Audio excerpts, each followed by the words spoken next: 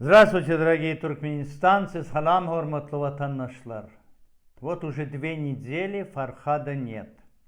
Но диверсионный взвод Туркменистана упрямо утверждают, они прям пишут, причем такие агрессивные комменты, они как-то вот соперничают, они как-то вот подтверждают, даже переходят откровенно, значит, к таким формулировкам, которые они якобы раньше вот не употребляли. Ну окей, ладно, ну тогда покажите, где же все-таки Фархад? 2 недели это немало. За 2 недели можно было все выяснить. А вы его не показываете. Так давайте я вам расскажу, как все на самом деле было. Вы, наверное, помните, я выступал, рассказывал о егенах Харамдага. О том, как один из егенов, Хаджи Хаджик, спасал своего друга, наркодилера Дёрткуль Кирпи, который отправил в Турцию женщину, чтобы она набрала наркотики, и потом они на этом поймались. Так вот, вместо того, чтобы отсидеть вот эти вот 25 лет, он ушел в Турцию, работает в Анкаре, он работает, значит, военным атташе. Вот кто фактически и организовал передачу Фархада по запросу МИДа Туркменистана. Мало того, он это сделал, и помогала ему еще есть такая Аvezova Гунча. Посмотрите, вот она тоже вроде бы общалась с Фархадом. Вот эти люди, и там вот теперь они в компании, уже же его нет. И вот на фоне того, как себя ведет, вот, например, ДВТ, или там умничают все остальные, он спокойненько попивает вот в отеле Кемпинский, который принадлежит Шаммы, так, он в Стамбуле, отдыхает там, значит, с мадамами. Вот, рядом с ним еще один есть человек, о нем я сейчас тоже скажу. И он хвалится, говорит, это я сделал, если бы надо, я его голову отправил. Если бы надо, я бы его в мешке отправил.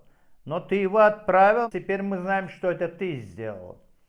Вот я вам со 100% гарантией, я вам всем говорю, вот этот вот человек, Дёрткуль Кирпи, так называемый военный атташе, он отправил Фархада. Кто из вас считает себя его другом? Я видел, как там напилась одна мадама, так, и с полупьяным тем же самым Маразары. Они что-то говорили про Фархада, что вот там вот, если хоть одного человека отправить, я поеду. Езжайте. Езжай, ты же с французским посольством. Иди там стучись. Иди, что ты боишься? Возьми этого Мухокантушку, он с канадским посольством. Чавуша возьми с собой, он со шведским, значит, паспортом. Идите, езжайте, поезжайте и выручите его. Вытащите его, потребуйте просто, встаньте перед дворцом и скажите, давайте немедленно свободу Фархаду Дурдыеву. Выступьте, а? Вы 2 недели морочите голову людям. Зачем? Потому что вы просто соперничаете со мной. Вы же как маленькие гаденыши соперничаете со мной все время. И этот Аннаев Годдаваев так еще выступил, то тут же его этот Фатлакырли выставил его выступление. Там еще у них какой-то Авес есть, тоже умничает. Вы соображаете, что вы делаете? Вы поймите, есть стратегия работы. Эта стратегия работы предполагает в первую очередь, чтобы у людей, которые представляют определенные группы, был какой-то исторический контекст. Народ внутри страны должны доверять вам. У вас нет инсайта. Вам никто не дает эту информацию. Но вы вместо того, чтобы воспользоваться той информацией, которую я вам дал, вы на меня натравили всех вот этих грамотных, полуграмотных. И чего вы добились? Время идет. Терпит все это Фархад. Выживет он, не выживет, неизвестно. Теперь посмотрите, как он себя ведет, этот самый Мырзары. Вот никого там вот спецназовца Равшана в Киши нет. Выяснили мы, да, вот. А она нету вот в этом, среди спецназа. Там тоже нет. И еще вы, оказывается, ВВС вы тоже выяснили. Слушай, совесть у тебя есть хоть какая-нибудь? Это же стыдно в конце концов, а? Я тебе хочешь скажу, где живет этот Равшан? В Киши, возле старой больницы, живет Равшан-боксер. Если хочешь с ним познакомиться, поезжай. А вот этот вот самый борец Анна Гошо, к моему сожалению, он хитровский. Мало того, он оказался одним из, недалеко от моего старого отцовского дома живет, оказывается он.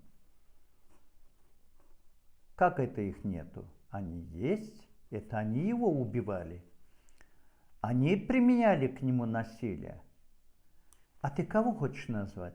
Ладно, их, предположим, нету. А ты кого предлагаешь? Адвокатов своих? Но твои адвокаты тебе ничего не говорят. 2 недели, это полмесяца. Ты иди посиди там. Вот в эту жару 60-градусную, когда за бутылку воды, за глоток воды, там люди друг друга убивают. Иди попробуй посиди. А? Ты знаешь, сколько людей умирает просто от нехватки воздуха, от того, что не дают воду. Теперь относительно вот этого вот Дёркули Кирпи. Это та падла, которая выскользнула благодаря Хаджи.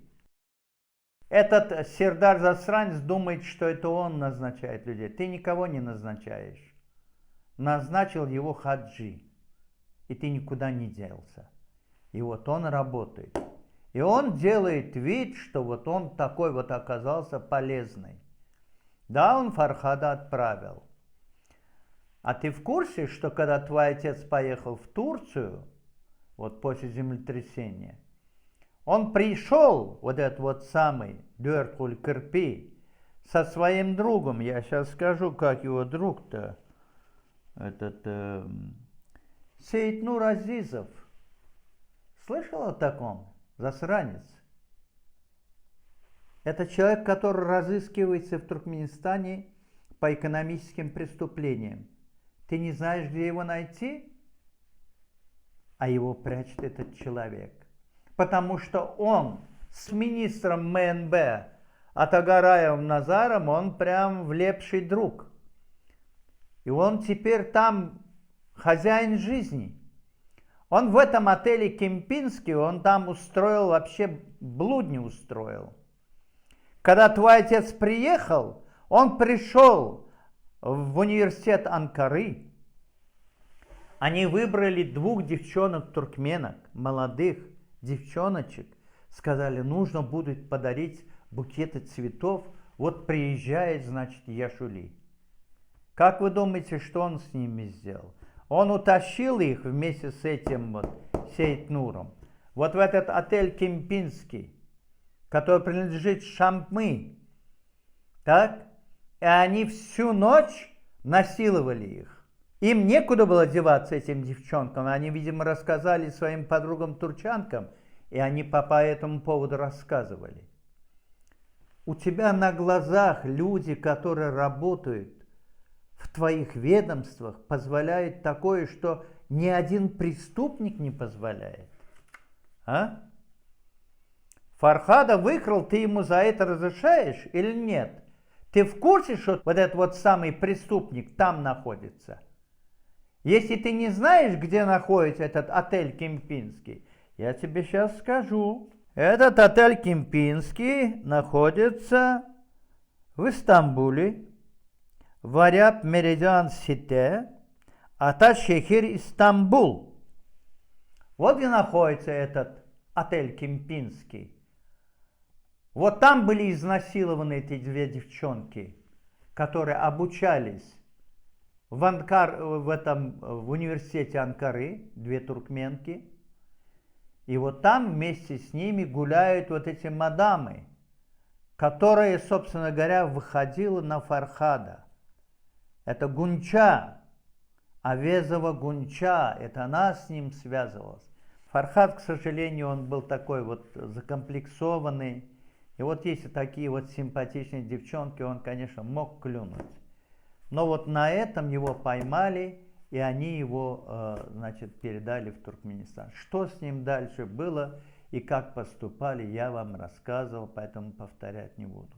На сегодняшний день, по сведению наших источников, вот занимался этим, значит, Авезова Гунча и вот это вот Дёрткули Кырпи, военный атташе. Ну и вот этот вот Сейтнур Азизов, там рядом с ними, значит. Мы обратились в международные организации и сказали, что этот человек психически нездоров и требуется вмешательство Международной медицинской комиссии. Ну вот теперь к Сердару Засранцу следует обратиться, так? Ну вы такие низкие, ничтожные, что вы вот таких вот больных людей выкрадываете. И те люди, которым вы поручаете, они с пьяну начинают будить, говорить, что как будто они сообщили подвиг.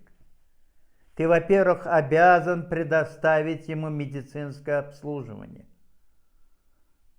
Ему нанесены и физические, и психологические травмы.